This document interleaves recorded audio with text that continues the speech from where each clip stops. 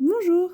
Aujourd'hui, nous allons aborder le mythe de Eros et Psyché, puis nous parlerons de comment celui-ci a marqué l'imaginaire populaire grâce à ses archétypes et ses symboles.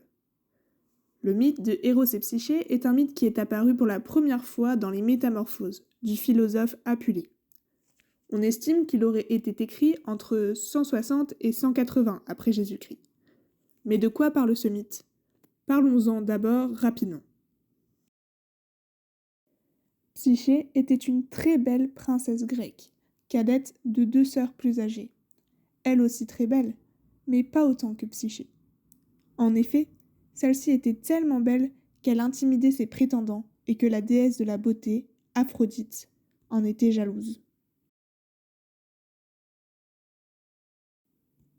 Celle-ci, offensée par la beauté de Psyché, décida de la punir en ordonnant à son fils Eros de la faire tomber amoureuse avec ses flèches du pire mortel qu'il existe. Cependant, Eros se blessa avec sa flèche et tomba lui-même amoureux de la princesse.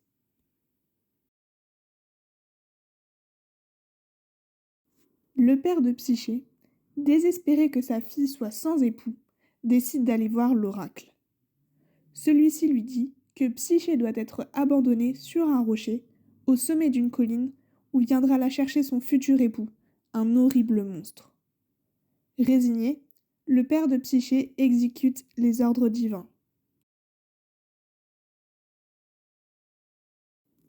Cependant, c'est Zéphyr, le dieu du vent de l'Ouest, qui emporte Psyché jusqu'à un magnifique palais. Elle aura accès à toutes les richesses, à une condition. Son mari viendra la rejoindre tous les soirs, mais elle ne devra jamais être tentée de découvrir son identité. Elle accepte et vit alors dans une grande richesse et un grand bonheur.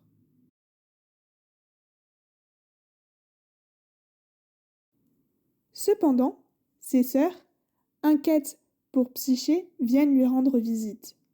Ébahie face à la richesse du palais et suspicieuse face à la règle, elle rappelle à Psyché l'oracle et la persuade que son mari est en réalité un horrible monstre qui essayera de la dévorer.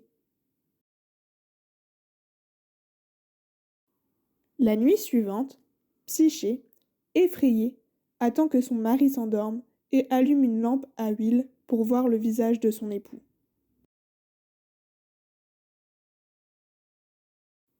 Elle découvre alors le plus bel homme qu'elle n'ait jamais vu. Mais malheureusement, une goutte d'huile tombe sur le bras d'Eros et le réveille. Celui-ci prend la fuite et Psyché, folle de chagrin et de regret, décide d'aller voir Aphrodite pour reconquérir l'amour d'Eros. Cependant, celle-ci a eu vent de l'histoire et, de fureur, a enfermé son fils et décide de punir elle-même Psyché.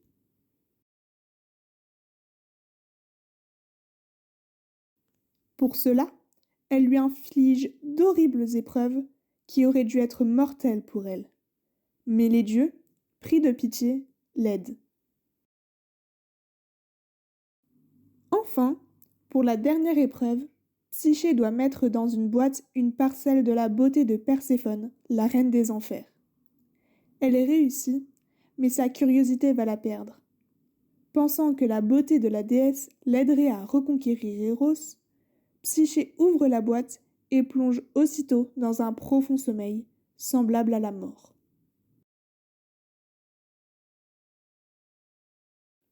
Eros, de son côté, réussit alors à s'échapper et la retrouve ainsi. Il décide alors d'aller voir Zeus et le supplie de l'aider. Celui-ci accepte et confère à Psyché l'immortalité et la dot d'ailes de papillon.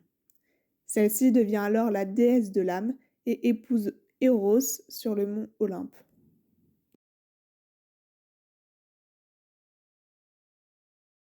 Le résumé était un peu long, mais nécessaire pour se rendre compte de plusieurs choses.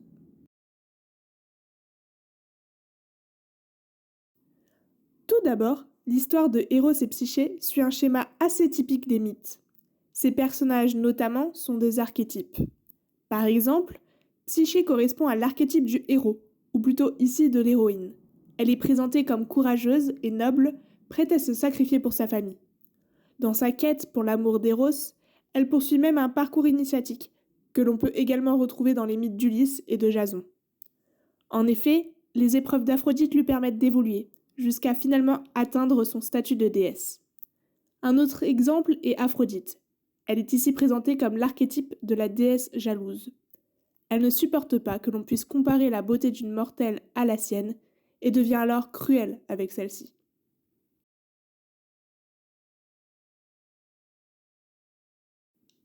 Ensuite, le résumé permet de comprendre que ce mythe contient de nombreux symboles. Nous allons nous intéresser à 3 d'entre eux. Tout d'abord, la catabase. Le terme catabase provient du grec katabasis, signifiant descente, et désigne le voyage d'un héros aux enfers. Symbolique, la catabase marque toujours un tournant décisif dans l'évolution du héros. En effet, cette descente aux enfers symbolise un rite de passage par lequel les héros doivent symboliquement mourir pour renaître. C'est ici le cas de Psyché, qui tombe dans un sommeil semblable à la mort et renaît en tant que déesse. La catabase a marqué notre imaginaire et on peut le retrouver dans notre culture moderne. Par exemple, dans la série américaine Stranger Things, les personnages se rendent dans le monde à l'envers, une version horrifique de leur propre monde et semblable à l'enfer. Et ils en sortent changés.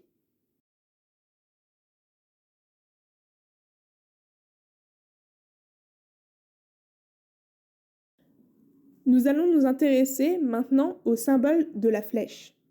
La flèche, dans la culture grecque, a plusieurs symboliques.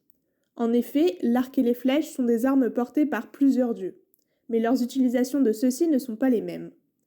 Les dieux jumeaux Apollon et Artémis se servent de leurs flèches comme d'un instrument d'une justice divine.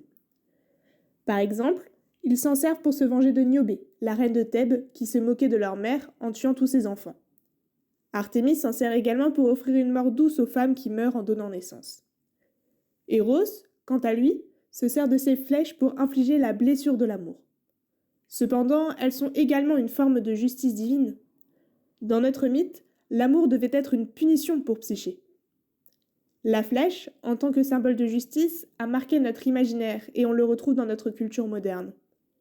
Par exemple, dans la trilogie dystopique Hunger Games, la protagoniste Katniss Everdeen s'en sert comme d'une arme, puis comme symbole de rébellion contre l'injustice du Capitole.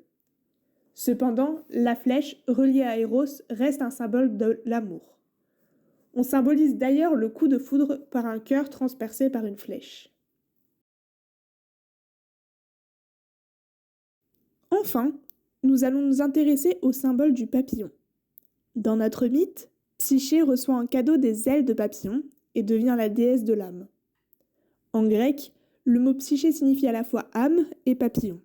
Cela fait donc du papillon un symbole de l'âme, à la fois par sa légèreté que par sa fragilité. Le papillon est également un symbole de transformation et de changement. En effet, une chenille devient papillon en passant par la chrysalide. Psyché a également subi cette transformation en passant de mortelle à déesse.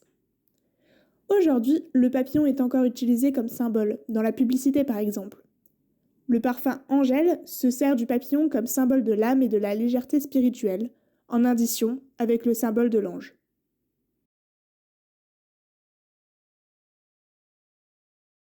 En conclusion, nous pouvons dire que le mythe d'Eros et Psyché a marqué notre imaginaire populaire, et ce, jusqu'au XXIe siècle. Ce mythe a marqué jusqu'à notre vocabulaire. En effet, on appelle ce type de miroir un miroir psyché, car il permettrait de se voir aussi belle que Psyché.